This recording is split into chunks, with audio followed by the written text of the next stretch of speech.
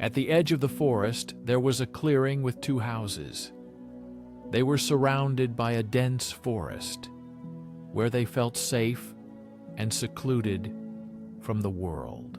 On one sunny day, the owner of the house released 3 young birds. They were full of joy and excitement, talking about the day when the chicks would hatch and a new life would begin. Every day, the owner took care of the birds with endless patience and a little love.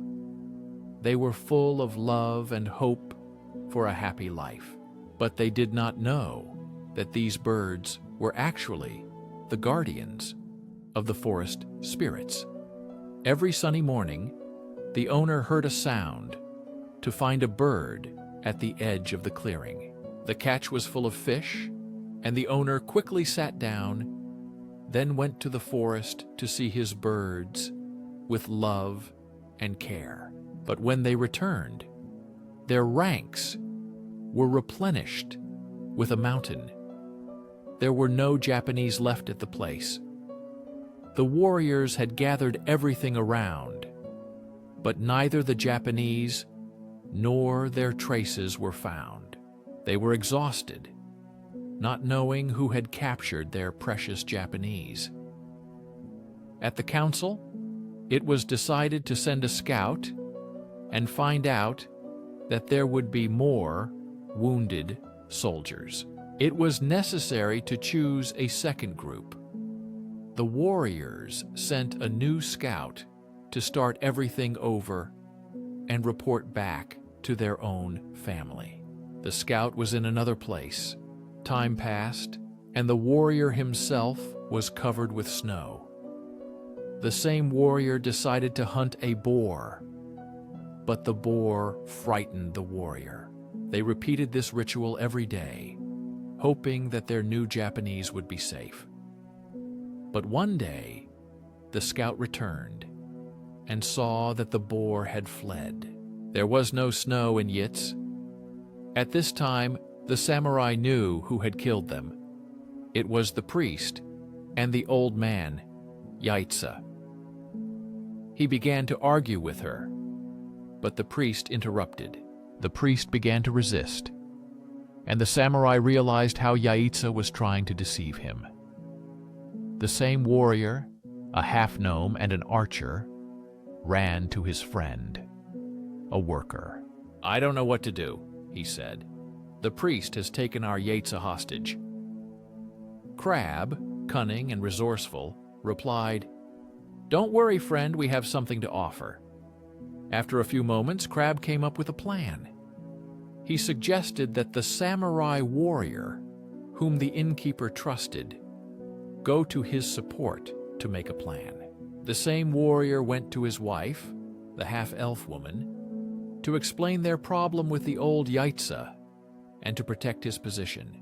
"Protect their eggs. Are you sure this will work?" the female crane asked worriedly.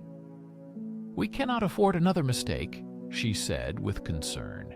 The male crane, determined to try, replied, "We have to do something." They decided to stick to their plan after the female laid her eggs again. The next day, the male crane flew to the riverbank and caught small fish. He placed them in a trail leading from the mongoose's burrow to their tree. The male crane hoped to trick the mongoose into coming closer to the nest. Meanwhile, he flew over to the snake's den to lure it out by announcing loudly. Although the crane feared for the safety of the eggs, he knew doing nothing would let the snake eventually find them. The situation was dangerous, but action was necessary. The mongoose, smelling the fish, followed the trail until it reached the tree where the crane's nest was located. It saw the snake approaching the nest. Thinking the snake was a threat, the mongoose attacked first. The two animals fiercely fought, each trying to overpower the other in a fierce battle. The fight continued for a long time until finally the mongoose killed the snake. The nest was safe from the dangerous predator at last. The cranes gathered and took off with a loud noise, a sign that their chicks had hatched.